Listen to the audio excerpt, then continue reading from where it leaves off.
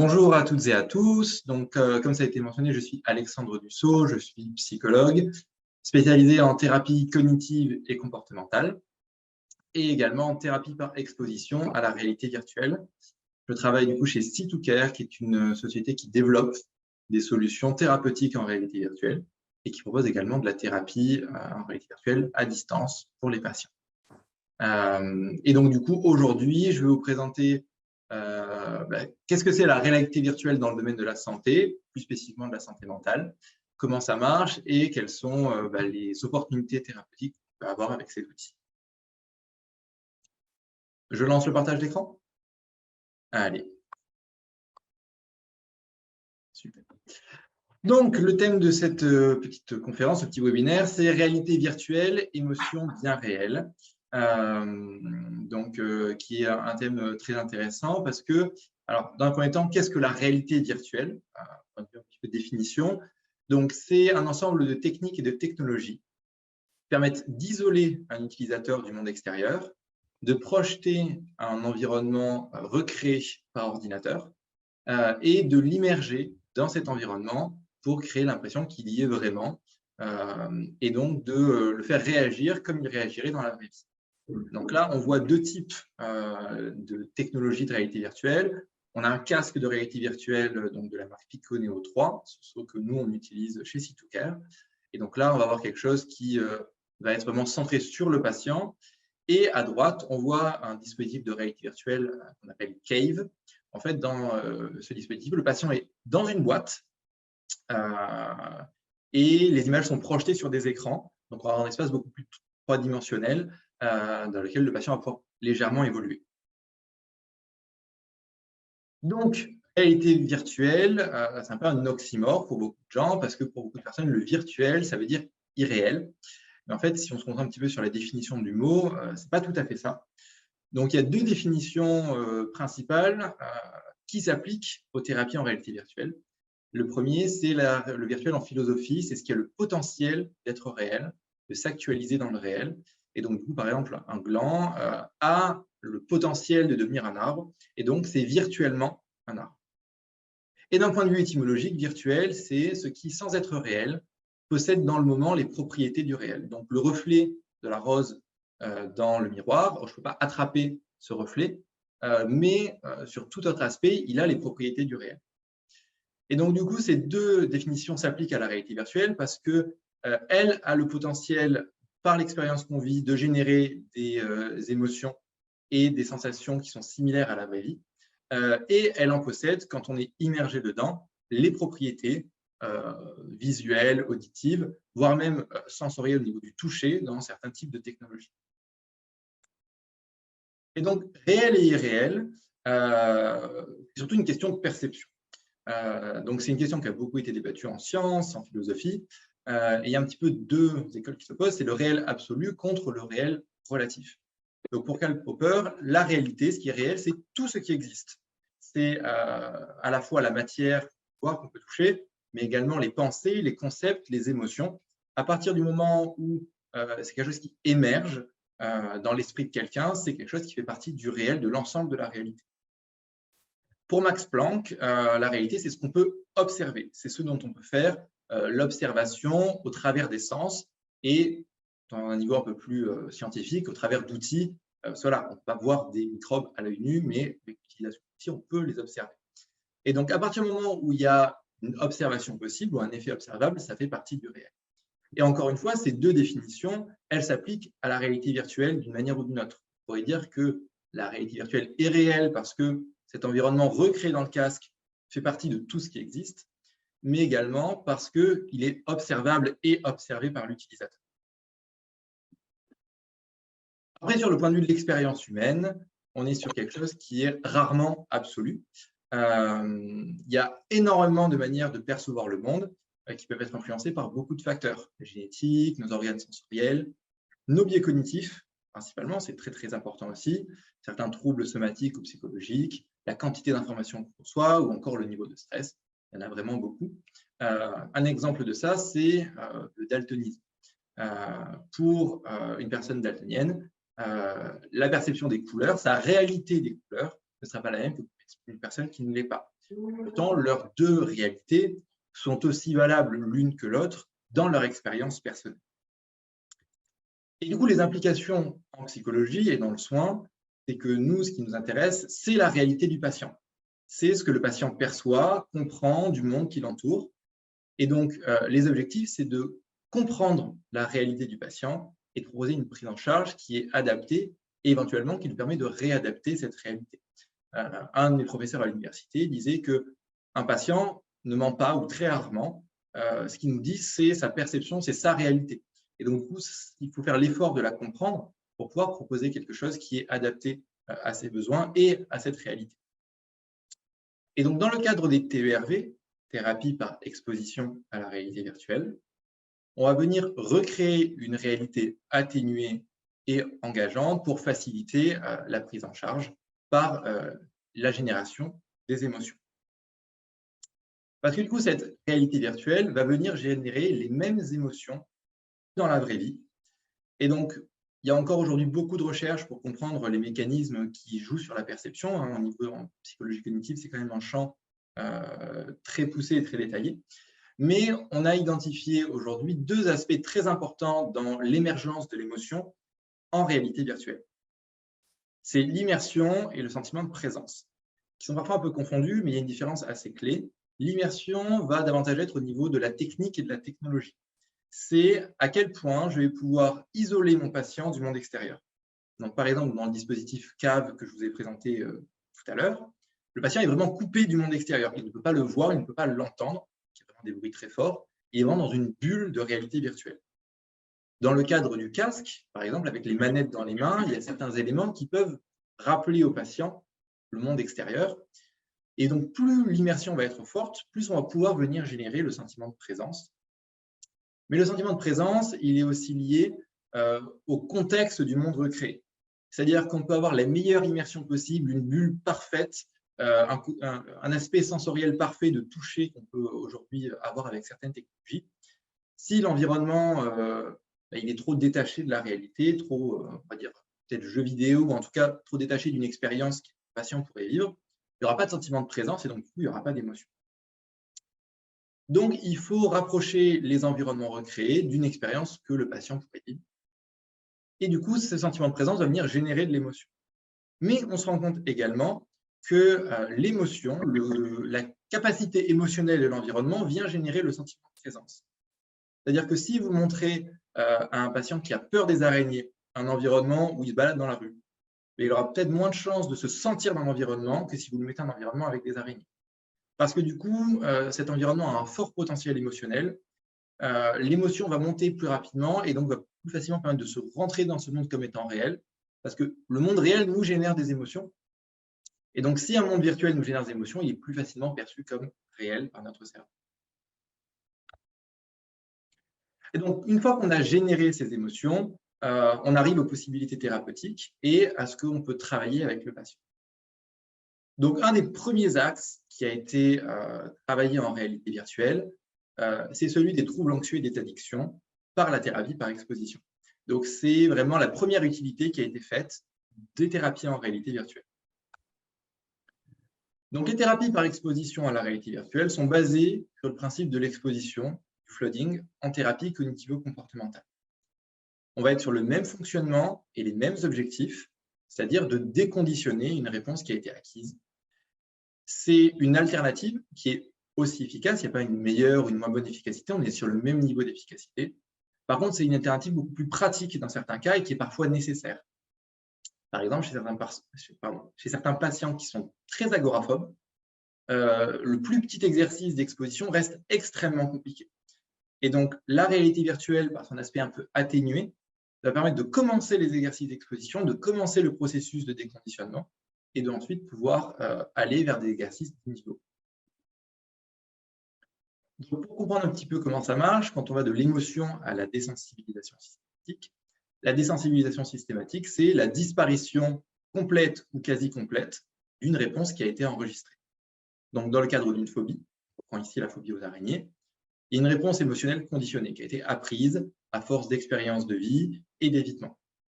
Donc, le patient, généralement, dans sa phobie, va avoir tendance à éviter. On voit l'araignée, il s'en va. En partant de la situation, il va venir renforcer ses comportements d'évitement parce que fuir une situation anxieuse est une récompense et les récompenses renforcent les comportements. Et il va également venir se sensibiliser encore plus à sa réponse émotionnelle, donc ici de peur. La thérapie par exposition, c'est de rester dans la situation jusqu'à ce que l'habituation apparaisse. L'habituation, c'est une diminution de l'anxiété, de la réponse anxieuse, qui se produit automatiquement après un certain temps et par un mécanisme d'autorégulation au niveau du cerveau. Et donc, quand le patient retrouve son calme dans la situation, le cerveau réenregistre les informations adaptées. Il se rend compte qu'il n'y a pas de raison d'avoir peur, qu'il n'y a pas de danger imminent et déconditionne petit à petit le comportement et la réponse émotionnelle dysfonctionnelle. Il y a plusieurs facteurs qui peuvent participer à la désensibilisation systématique, mais aujourd'hui, il n'y a pas de consensus pour savoir s'il y en a un qui est plus important que les autres. Donc, le premier, c'est l'habituation. Il faut que le patient revienne à un état de calme, en tout cas à un niveau émotionnel plus bas que celui qu'il était au début de l'exposition. On peut également développer le sentiment d'auto-efficacité, c'est-à-dire à quel point le patient se sent capable de gérer une situation stressante. À travers le modèle transactionnel du stress, on sait que plus une personne se sent capable de gérer une situation, moins le stress et l'anxiété qu'elle va ressentir dans cette situation va être élevé. Donc ça, c'est par exemple très pertinent dans tout ce qui va être prise de parole en public. Plus le patient se sent apte et capable à le faire, moins le stress qu'il va ressentir va être élevé. Et enfin, on peut avoir aussi le contre-conditionnement émotionnel et comportemental, où en tant que thérapeute, on va venir renforcer la réponse émotionnelle adaptée, renforcer les comportements adaptés. Donc ces renforcements vont, à force, venir prendre le dessus sur les comportements de fuite, d'évitement, qui ont été jusque-là renforcés et conditionnés. Mais le point de départ de l'exposition reste le plus souvent l'apparition de l'émotion. Dans certains cas, en réalité virtuelle, des patients n'ont pas d'émotion et on voit quand même une efficacité parce que même si l'émotion n'est pas là, le cerveau est quand même trompé et se sent dans la situation recréée. Et du coup, encore une fois, on a cet apprentissage d'un environnement sûr sur lequel on va pouvoir venir construire des comportements adaptés et travailler sur ces facteurs mentionnés plus haut. J'ai oublié de mentionner, mais ce fonctionnement pour les troubles anxieux fonctionne de la même manière dans le cadre des addictions. Sauf que là, l'exposition ne va pas être à l'anxiété, mais au craving, à l'envie de consommer, qui est souvent extrêmement conditionné, à la fois sur la substance, mais également sur tous les gestes et les comportements qui entourent la consommation ou, par exemple, les jeux d'argent. En termes de possibilités thérapeutiques, on peut aussi aborder les troubles des conduites alimentaires. Donc, on va avoir dans un premier temps le rapport au corps et la dysmorphophobie. Sur plusieurs aspects, on va pouvoir venir travailler sur l'évaluation du trouble. Donc là, on voit par exemple sur l'image du bas, c'est le test des silhouettes que toutes les personnes qui ont travaillé dans un service de TCA connaissent sur du papier.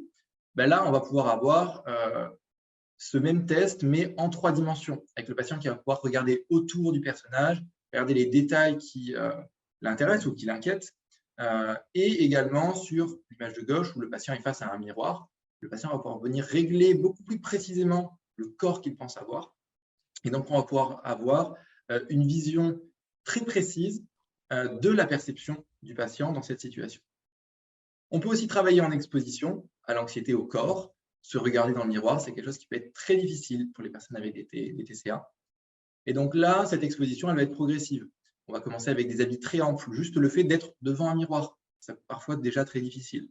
On peut petit à petit enlever des couches de vêtements, être en maillot de bain, jusqu'à pouvoir s'exposer à un corps quasiment nu, un corps presque tel qu'il est vraiment. Et c'est également un très bon outil pour travailler sur la perception des distorsions cognitives et des distorsions de perception. On sait qu'il y a souvent des troubles du schéma corporel chez les personnes avec des TCA qui se voient souvent plus grosses que ce qu'elles ne sont vraiment.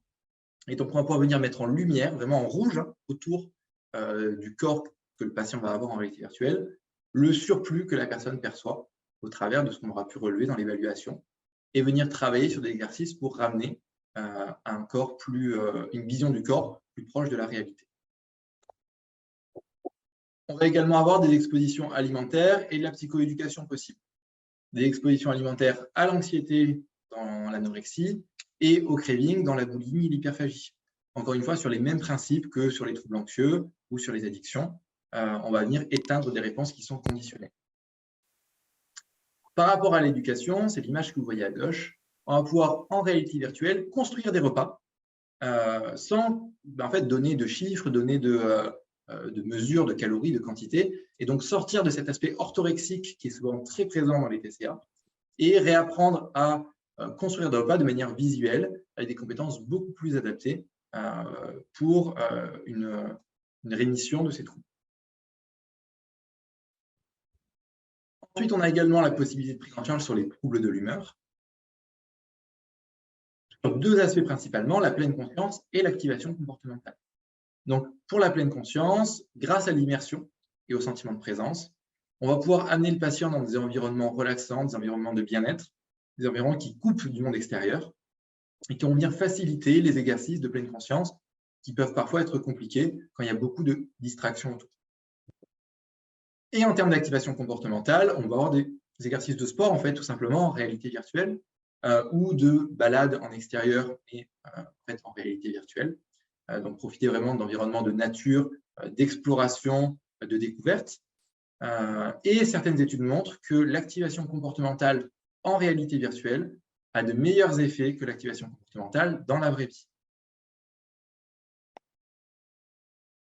On va voir tout ce qui est sur le plan de la réhabilitation psychosociale. Donc, prise de parole en public et vie quotidienne. Comment je m'adresse à un public, comment je m'adresse dans un entretien d'embauche, donc au travers de jeux de rôle et de mise en situation. Là, l'avantage, c'est que si vous voulez entraîner votre patient à parler devant un groupe, vous n'avez pas à réunir ce groupe-là pour l'entraîner plusieurs fois, recommencer. Et c'est souvent des débuts qui peuvent être difficiles, mais qui seront sans doute plus faciles que la même situation dans la vraie vie. On a du coup tout ce qui va être employabilité, retour à l'emploi et ce genre de travail qu'on va pouvoir faire. De la même manière, on peut aussi imaginer des exercices pour s'entraîner à la vie de tous les jours. Comment est-ce que je vais au supermarché? Comment est-ce que je fais mes courses? Comment est-ce que je prends le métro? Tous ces environnements-là, ils sont disponibles en réalité virtuelle et au-delà de simple exposition à l'anxiété, ils peuvent vraiment servir de terrain de jeu et d'entraînement pour développer ces compétences. On a également le plan de la rééducation somatique. Là, on sort un petit peu de la santé mentale, mais c'est tout à fait possible de venir travailler le système musculaire et articulaire, l'amplitude des mouvements et l'équilibre grâce à la réalité virtuelle. L'avantage, c'est qu'on va pouvoir avoir des mesures précises de la progression au travers en fait, des degrés, des angles par exemple sur l'amplitude, de la précision dans le mouvement, mesurée par les manettes et le casque. Et on va également pouvoir venir travailler en rééducation vestibulaire grâce à des environnements qui vont bouger. Là, vous avez un bateau qui est l'environnement qui reproduit le mal de mer. En fait. Donc, avec des vagues qui montent, qui descendent, on peut régler l'amplitude des vagues, sachant que l'intérêt de ces environnements, c'est aussi qu'ils sont extrêmement modulables, à la fois sur la rééducation physique, mais en fait sur tous les environnements dont je vous ai parlé et que je vous ai montré. On peut vraiment venir régler des niveaux de détail très précis pour vraiment s'adapter aux besoins et à la difficulté que le patient est prêt à affronter. Et du coup, il y a encore bien d'autres possibilités. Donc, sur le champ des possibles, qui commencent à émerger ou qui sont étudiés, on va avoir dans le premier temps, par exemple, le trouble du spectre autistique.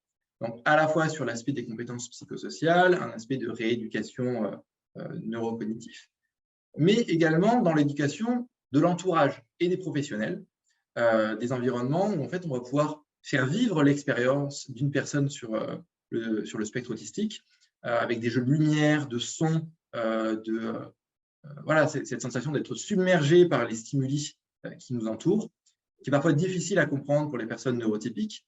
Grâce à la réalité virtuelle, on peut faire vivre l'expérience d'un autre, une expérience qui est inimaginable tant qu'on n'a pas cette perception-là. Et donc, de mieux comprendre ces difficultés que les personnes autistes rencontrent pour pouvoir mieux adapter les comportements à la fois de l'entourage et des soignants. Pareil, sur les troubles du neurodéveloppement, on va pouvoir venir travailler de manière ludique et de manière écologique la mémoire, l'attention, la patience, les capacités d'adaptation, les capacités de repérage spatio-temporel, en faisant des jeux de rôle dans ces situations de la vie réelle et à la fois sur un aspect de jeu en fait. Donc, on peut vraiment jongler entre les deux et entretenir la motivation du patient parce que souvent, des exercices qui ne sont pas passionnants, qui peuvent être parfois difficiles, et on peut vite perdre la motivation d'un patient. Et la réalité virtuelle, ça a été démontré que les patients vont plus souvent au bout de leur thérapie, vont plus loin dans leur thérapie en réalité virtuelle qu'en thérapie classique. On a des champs de recherche également sur la schizophrénie pour travailler sur tout ce qui va être perception du regard de l'autre et paranoïa. Alors, chez les personnes schizophrènes ou avec des psychoses qui sont stabilisées, mais on peut venir travailler en restructuration cognitive pour travailler sur l'anxiété, également en exposition. On a la possibilité de faire varier le regard de l'autre. Il y a également des recherches de plus en plus importantes sur l'avatar thérapie en réalité virtuelle, c'est-à-dire recréer un avatar dans le cadre d'hallucinations auditives de la voix persécutrice la plus présente et de venir faire de l'exposition à cette voix-là, à cette personne-là, avec le thérapeute qui va petit à petit venir alterner les moments de persécution et des moments de calme pour diminuer la réponse émotionnelle à ces voix persécutrices. On a de la prévention des risques, risques physiques, risques psychologiques. Par exemple, il y a une étude qui est en cours avec laquelle on est partenaire qui cherche à prévenir les risques de stress post-traumatique suite à une greffe pulmonaire. En fait, les patients, le moment du réveil est pour beaucoup extrêmement traumatique. Le fait d'être intubé, de ne pas pouvoir bouger, d'avoir la visite médicale qui arrive et les médecins qui parlent un petit peu comme si le patient n'était pas là, c'est quelque chose qui a laissé beaucoup de marques mentales chez beaucoup de patients. Et donc là, l'objectif, c'est de faire vivre ça aux patients dans un premier temps en réalité virtuelle, encore une fois sur un environnement atténué, on ne va pas venir intuber les patients en réalité virtuelle, mais ils savent ce qui va se passer. Donc, quand ça leur arrive après la greffe, ce n'est pas tout nouveau pour eux. Ils savent que ce n'est pas agréable, mais que ce n'est pas dangereux, qu'ils ne sont pas en danger, que ça va bien se passer. Et donc, du coup, là, c'est tout le but de l'étude, c'est de voir à quel point on va pouvoir venir diminuer ces effets-là. Tout ce qui est éducation thérapeutique du patient également, donc on l'a vu en troubles des conduites alimentaires, on peut également l'imaginer sur d'autres aspects, d'autres pathologies, avec des environnements adaptés pour les patients. Formation du personnel, encore une fois, au travers de scénarios et de jeux de rôle, pour gérer la colère, la douleur des patients. On peut avoir des scénarios préenregistrés avec des solutions à choisir. Et surtout, l'avantage, c'est qu'on peut répéter encore et encore et encore, et vraiment avoir un outil de formation et d'entraînement des professionnels et des soignants. Il y a l'aspect de qualité de vie au travail également, où on peut proposer du coup aux collaborateurs de la relaxation, de la prévention du stress, gestion du stress au travail, affirmation de soi, prévention du burn-out également. Donc vraiment développer ces compétences qui sont bénéfiques dans un environnement professionnel. Et le dernier point dont je pourrais vous parler, mais il y en a évidemment d'autres, mais c'est tout ce qui est fin de vie et soins palliatifs. On va pouvoir venir proposer à des personnes qui sont alitées, qui sont peut-être en EHPAD ou qui ne peuvent pas sortir, des environnements d'évasion, leur faire vivre, du coup, grâce à ces émotions bien réelles, des expériences qu'ils n'ont pas eu la chance de vivre dans leur vie, et de leur permettre de passer une fin de vie la plus agréable possible. Donc voilà un petit peu pour ce que la réalité virtuelle offre comme possibilité thérapeutique. Et je crois que maintenant, on va passer aux questions. Merci beaucoup, Alexandre. Alors, les personnes qui veulent poser des questions, vous pouvez ouvrir vos micros. J'ai vu qu'il y a une question de monsieur Sébastien Serlet sur la conversation. Sébastien, est-ce que vous voulez poser directement votre question? Oui, je peux. Ma question, c'est vraiment savoir, quand vous parlez de la dysmorphophobie et de l'évaluation, ça a déjà été fait avec d'autres applis, mais du coup, l'avantage ici qu'on peut se poser, c'est comment vous arrivez à favoriser justement l'embodiment? Donc, le fait que la personne pense vraiment se voir dans le miroir? Ouais.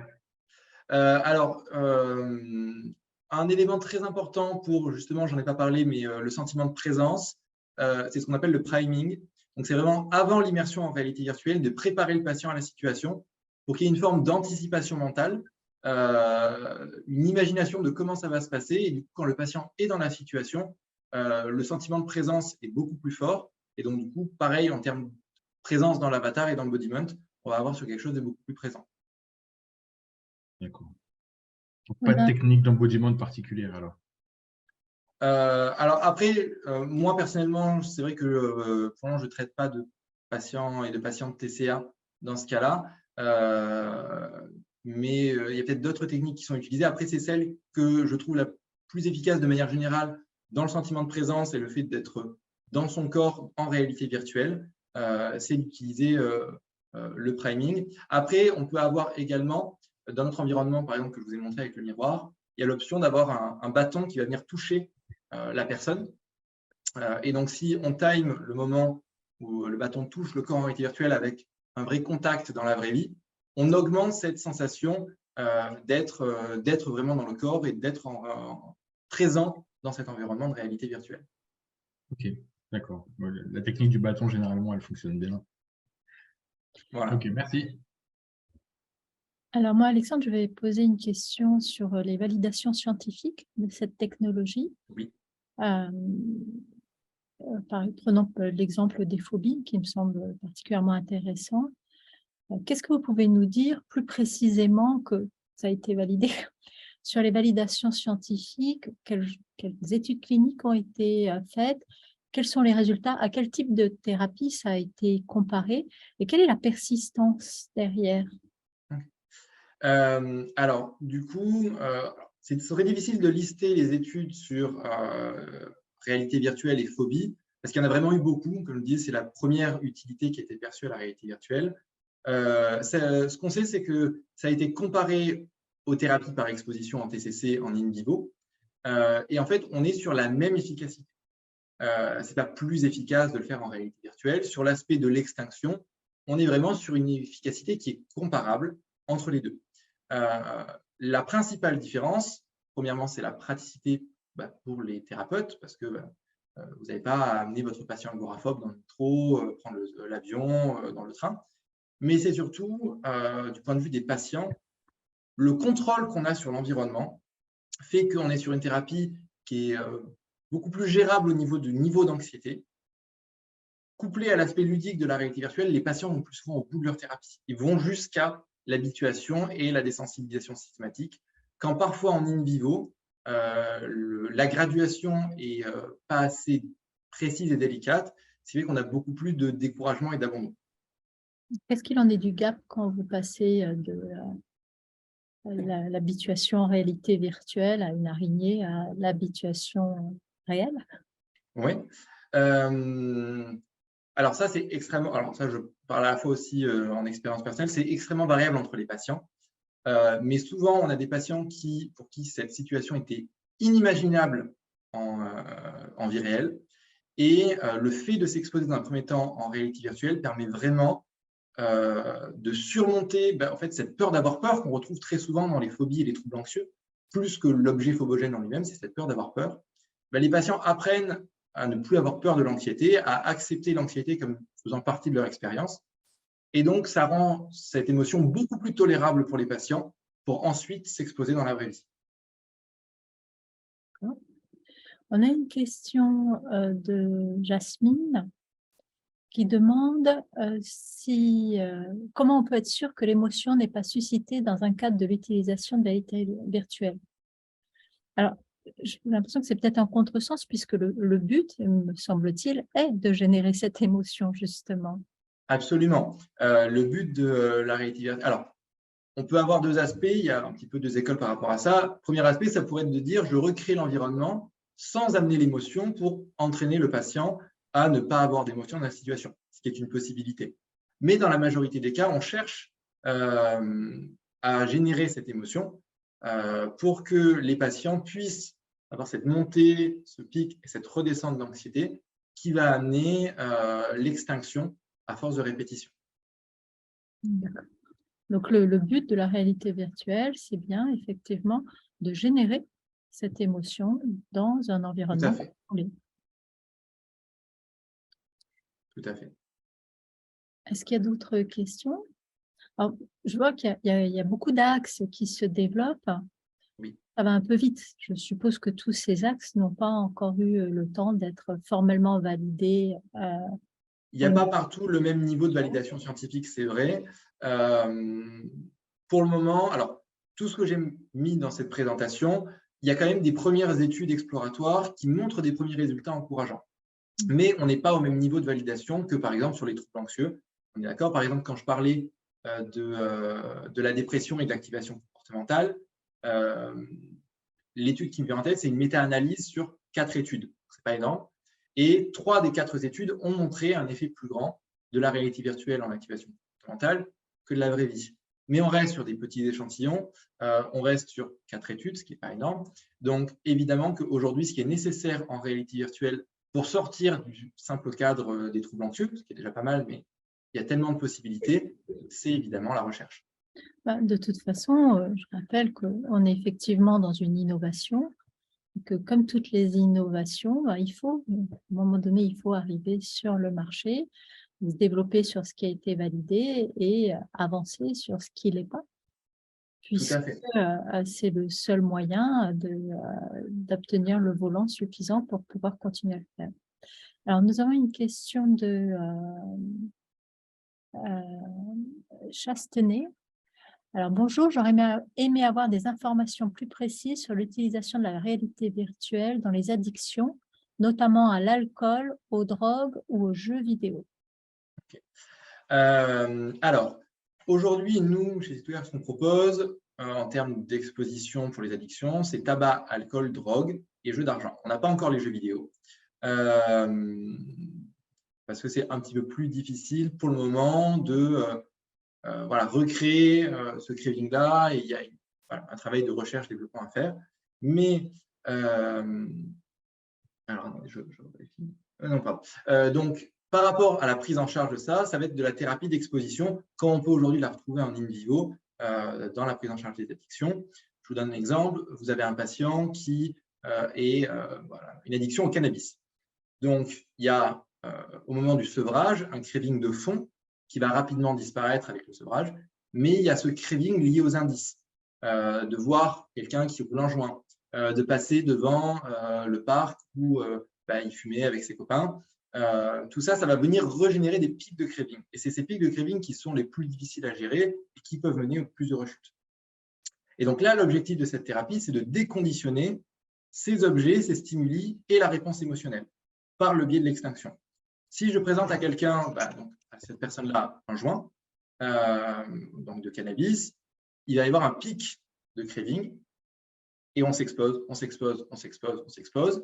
Au bout d'un moment, le cerveau, il n'a pas la récompense qu'il a l'habitude d'avoir, et il va éteindre le craving parce que l'émotion, elle ne peut pas rester élevée indéfiniment. Et donc, quand elle redescend, le cerveau à ce moment-là réapprend que l'objet n'est plus lié à une récompense. Et au fur et à mesure de répéter ces expositions, premièrement, le patient arrive à mieux gérer son craving, il se rend compte que c'est une émotion qui est désagréable, mais qui n'est pas insupportable et qu'il ne faut pas absolument faire disparaître dans l'immédiat.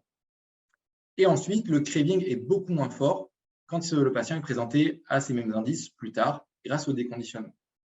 Voilà, j'espère que j'ai répondu un peu à votre question. Après, si vous avez besoin de vraiment plus de précision, n'hésitez pas à le mentionner. Dans le cadre du débat, j'aurais une question à l'assistance de savoir s'il y a des cliniciens qui ont déjà utilisé de la réalité virtuelle dans leur cabinet. C'est vrai que nous, ce qui nous intéresse aussi, c'est d'avoir vos retours, parce que c'est nous, quand on développe nos logiciels, on se base évidemment sur les études scientifiques, mais on se base également sur le retour des cliniciens, des praticiens, parce que c'est leur expérience qui est précieuse dans la manière dont les outils vont être utilisés. On veut des outils qui soient à la fois validés scientifiquement, mais pertinents et pour les soignants et pour les patients. Quels sont les types de cliniciens qui commencent à l'utiliser? Alors, nous, on a un peu de tout. On a pas mal de libéraux qui l'utilisent en cabinet, donc plutôt sur des troubles anxieux. Mais on a également en fait, des services spécialisés en addictologie, en TCA, en psychiatrie générale, qui se servent de cet outil dans la pratique, soit pour créer des protocoles de soins, soit en gestion de l'anxiété. On a même des services qui ne sont pas de la santé mentale, qui l'utilisent justement pour cet aspect relaxation et gestion du stress dans les EHPAD, par exemple. Est-ce que du coup, vous avez entamé un parcours pour obtenir des certifications en dispositif médical? Je crois effectivement c'est en cours. Après, je vous avoue que la partie administrative, ce n'est pas pour moi qui m'en charge, mais de ce que j'en ai entendu, effectivement, ces démarches sont en train d'être réfléchies et d'être travaillées. Ça bouchonne au niveau européen. Donc, il y a à peu près 2 ans de certif quand on démarre. Oui, c'est toujours un peu compliqué. Et puis, voilà, de ce que j'ai compris, c'est beaucoup d'administratifs, mais c'est aussi gage de validité, d'efficacité. Donc, c'est quelque chose qui pourrait être très précieux. Du coup, j'ai une question par rapport aux jeux vidéo. Ça va être difficile, il peut y avoir une confusion avec la VR. Alors, oui et non, c'est une question qu'on me pose beaucoup, notamment quand je présente l'outil où je forme des soignants dans des services de pédopsychiatrie. L'outil reste un outil thérapeutique. Il peut y avoir un aspect ludique. On a des petits jeux, par exemple, de memory ou voilà, il faut casser les briques. Mais c'est toujours dans un aspect d'entraînement cognitif. Donc, il y a rarement la confusion dans le cadre thérapeutique de l'outil avec un objet de jeu vidéo. Déjà, on ne va pas être sur les mêmes durées. Souvent, quand il y a une addiction au jeu vidéo, on va voir quelqu'un qui passe des heures et des heures. Et c'est là où ça pose un véritable problème. Alors que là, on va être sur des expositions de 20-30 minutes pour le déconditionnement. Donc, sur cet aspect-là, ce n'est pas le plus difficile, c'est surtout ce qui va être pertinent à déconditionner, notamment dans les jeux vidéo modernes, c'est tout l'aspect récompense automatique, l'aspect ce qu'on appelle les loot box. Dès que je finis une partie, j'ai un coffre à ouvrir avec une surprise à l'intérieur. C'est l'effet casino, en fait. Et donc, c'est ça qui est un petit peu plus difficile à déconditionner et qui nécessite un travail de construction des environnements plus précis pour être efficace. Et malheureusement, aujourd'hui, on n'a pas encore assez de recherche, même en addiction aux jeux vidéo en dehors de la réalité virtuelle, pour pouvoir proposer quelque chose de cohérent et de complet, mais bon, on est dessus. Sur la stimulation cognitive, il y avait déjà beaucoup de choses qui avaient commencé à essayer d'être étudiées, notamment les stimulations avec des jeux, des vidéos, etc. Le résultat était moyen, en fait, et surtout le maintien à long terme de ça. Donc, c'est peut-être un sujet un peu plus chaud dans ce type d'outils. Alors, ça, c'est une question très intéressante parce que j'en ai discuté lors de la création d'un projet pour la prise en charge du TDAH grâce à la réalité virtuelle. En fait, effectivement, les études montrent que les outils jeux vidéo ou vidéoludiques qui aident à développer les compétences attentionnelles ou autres ont peu d'impact sur la réalité. Et je pense que la grosse difficulté par rapport à ça, c'est l'aspect non écologique de ces jeux vidéo. C'est-à-dire, j'apprends à maintenir mon attention dans ce jeu vidéo-là, mais je n'ai pas de solution concrète pour transposer ces compétences à la vraie vie parce que les situations sont trop différentes. Et nous, quand on développe, par exemple, le supermarché qui travaille la mémoire, c'est une situation de la vie de tous les jours. Donc, la mémoire qu'on va venir travailler n'est pas seulement liée à un exercice isolé de la réalité, mais on essaie de le remettre dans un contexte pour que en fait, ce contexte serve aussi d'indice de rappel dans la vraie vie par rapport à ces compétences.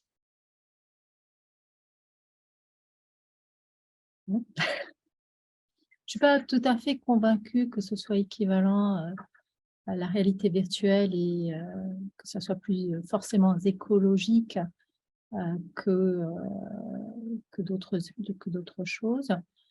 Je pense qu'effectivement, il y a un apport de la variété des stimuli et des environnements qui est vraiment intéressant. Mais pour le reste, je dirais qu'il faut peut-être avancer avec un petit peu de prudence, même si ça reste un domaine extrêmement intéressant à explorer. Voilà, il y a encore beaucoup d'exploration à faire. Et puis, je le dis souvent, la réalité virtuelle, ce n'est pas une solution miracle. Enfin, voilà, on propose, moi, même avec mes patients, je ne propose pas juste la réalité virtuelle. C'est un outil supplémentaire à intégrer dans une pratique clinique. On n'est pas juste thérapeute réalité virtuelle, on est thérapeute avec une utilisation de la réalité virtuelle, comme on peut utiliser les TCC, la pleine conscience, l'hypnothérapie, d'autres techniques. Et en fait, voilà, on rajoute ça à sa boîte à outils. Il faut que c'est une utilité et il faut que c'est une praticité. Si c'est juste superflu pour faire joli, ça ne sert à rien. Mais voilà, on essaie justement d'avoir le plus d'utilité et de praticité possible de cet outil pour le rendre viable pour les utilisateurs. Il n'y a pas d'outil absolu, comme il n'y a pas de thérapie absolue non plus. Absolument. Il y a plein de questions qui Oui. sont arrivées.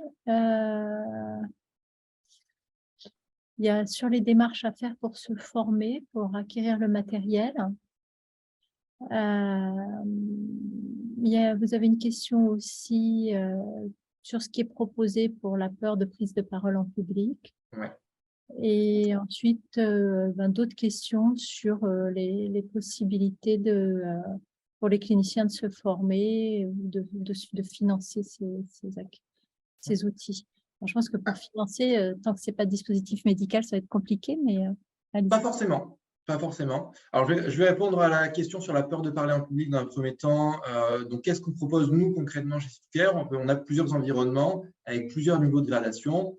Parler devant une personne dans un bureau, parler devant un groupe de personnes dans un bureau sur un contexte professionnel, parler devant des gens dans une salle de réunion, devant un amphithéâtre. Donc, on a des environnements en 3 dimensions. On peut régler le niveau de difficulté. Par exemple, notre amphithéâtre, on peut avoir de 0 à 280 personnes. On peut régler les personnes une par une si nécessaire. On peut régler leur humeur, est-ce qu'ils sont attentifs, est-ce qu'ils se moquent. On a vraiment une gradation. Et là, on est en train de développer un peu plus ces environnements pour avoir des supports à lire et à présenter, des supports pour improviser également des présentations, pour avoir un maximum de praticité aussi pour les patients, parce que nous, on propose de la thérapie, ils ont le casque à la maison, donc ils peuvent aussi continuer de s'entraîner. Et donc, cet outil-là, il peut être pratique s'ils ont un petit texte à lire pour commencer. Pour certains, c'est plus simple d'avoir un support et de partir de là sur l'aisance en public, l'aisance de parler, développer le reste. Donc, concrètement, voilà, ça va être des situations où le patient est face à un public et avec le thérapeute qui lui propose des phrases à dire ou de se présenter, de parler de lui. Un petit peu comme on pourrait faire les jeux de rôle en thérapie de groupe, par exemple, mais là, dans des contextes qui peuvent être beaucoup plus impressionnants. Alors, par rapport au prix du matériel, la formation, le financement. Donc, effectivement, pour le moment, il n'y a pas le dispositif médical, mais la majorité de clients du service public se financent par appel à projets, des ARS, des appels à projets internes, de fondations, de mutuelles. Tant que ça rentre dans le thème de l'appel à projet, il y a une chance de pouvoir s'équiper. Alors, en termes de prix, je ne suis pas du service commercial, mais on essaie d'avoir vraiment des prix qui sont abordables sachant que une souscription, elle est unique et globale. Quand vous souscrivez, vous savez toutes les applications, il n'y a pas de module, d'options en plus, et sachant que le matériel en plus est mis à disposition lors de la souscription. Donc, en fait, vous n'avez pas besoin d'acheter le matériel en plus, ce qui peut effectivement être coûteux aujourd'hui. On vous loue le matériel, on vous le met à disposition, et du coup, quand vous n'en avez plus besoin et que vous souhaitez arrêter, vous nous le renvoyez. Si, parce que ça avance très vite, le matériel devient obsolète et un matériel plus récent, on peut vous le remplacer. Donc, on essaie vraiment de développer l'accessibilité à un maximum de monde pour la réalité virtuelle. C'est du leasing alors? Peut-être. Alors, je vous avoue que je sais pas, la définition du… On loue le dispositif et il est mis à jour, remplacé, c'est ça? C'est ça, voilà. Tout à fait. Sachant que tant que vous avez souscrit, vous avez accès aux mises à jour, aux nouveautés. C'est vraiment un all-inclusive. Il y a Sébastien Serlet qui nous met un article en français de la revue de neuropsychologie. Oui. Sébastien, c'est un article à propos de quoi? Alors, c'est sur les freins de la réalité virtuelle qu'on avait coécrit avec Setouker. Donc, c'était ta collègue, je sais plus son nom. Il y avait Céline avec qui on a bossé. Ouais. Donc, on a publié cet article justement où on met en avant différents outils de réalité virtuelle, les avantages, les intérêts, etc.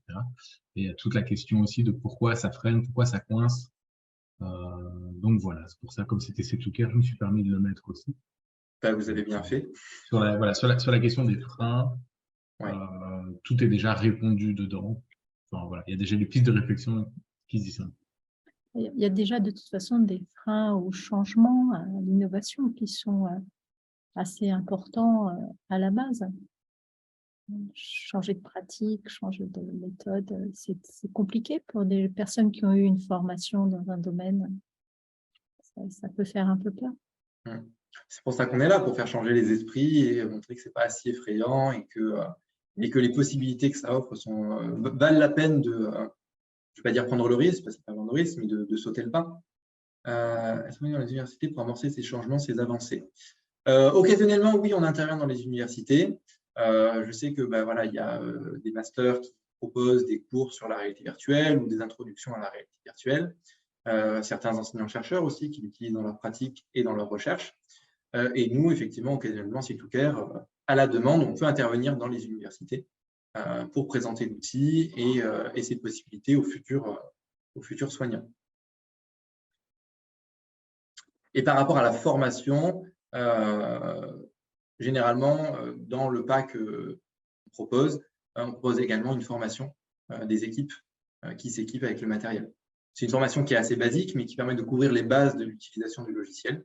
Après, on laisse aussi la possibilité aux personnels soignants de créer leur propre protocole en fonction des recherches et de leur spécialité. Donc, on propose une présentation et une formation rapide sur comment mettre ça en place dans un premier temps dans leur service.